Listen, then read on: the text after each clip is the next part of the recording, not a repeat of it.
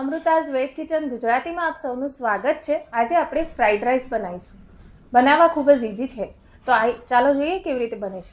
અને હા, મારી ચેનલને સબસ્ક્રાઇબ કરવાનું ના ભૂલશો અને બેલ આઇકોનને પણ ક્લિક કરજો, જેથી તમને મારા આવાવાળા વિડીયોઝની જાણકારી મળતી રહેશે।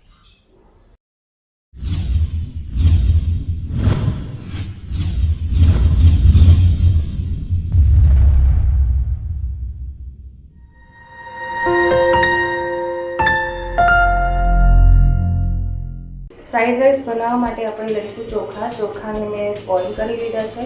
90% જ કૂક કરવાના છે। આ રીતે છૂટો છૂટો દાણો થવો જોઈએ। લાંબા સમારેલા ગાજર, લાંબા સમારેલા કેપ્સિકમ, લાંબા અને પતલા સમારવાના। કોબીને પણ લાંબી અને પતલી સમારવાની છે। લાંબી સમારેલી ડુંગળી, લસણ અને આદુની પેસ્ટ, મીઠું સ્વાદ મુજબ, સોયા સોસ, કાળા મરી અને એક નાની ચમચી ખાંડ। મસાલામાં આપણે લઈશું લાલ મરચું અને ગરમ મસાલો। ફ્રાઈડ રાઈસ બનાવવા માટે મેં અહીંયા તેલ ગરમ કરી લીધું છે। તેમાં ડુંગળી નાખીશું, કોબી,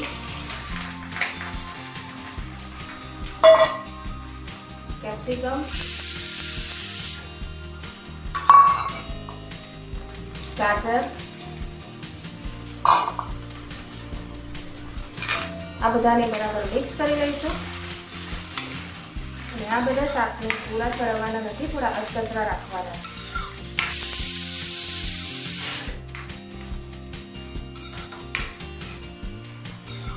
શાક જે છે તે ફૂલ ફ્લેમ પર ચડવાના છે।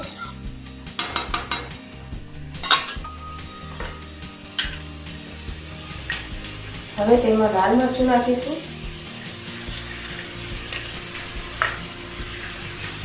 થોડો ગરમ મસાલો,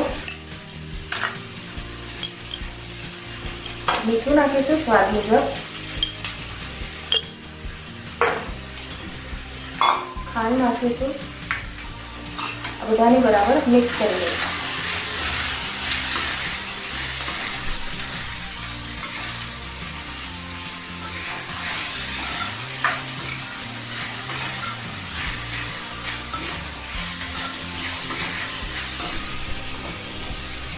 કાળા મરી નાખીશું। આ બધાને બરાબર મિક્સ કરીશું।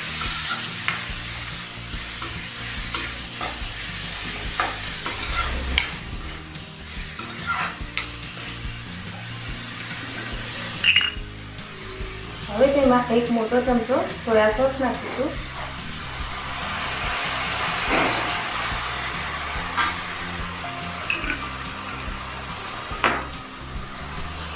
બધાને બરાબર મિક્સ કરી લઈશું।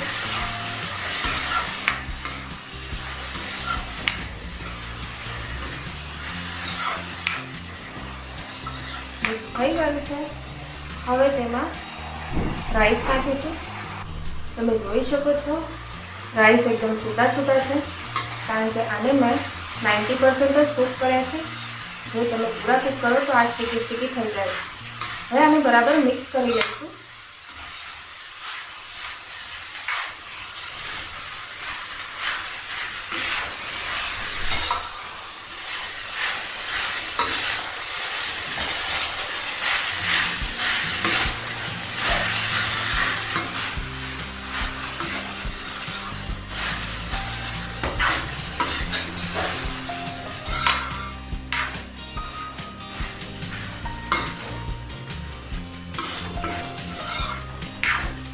સરસ મિક્સ થઈ ગયું છે અને ફ્રાઈડ રાઈસ બનીને તૈયાર છે।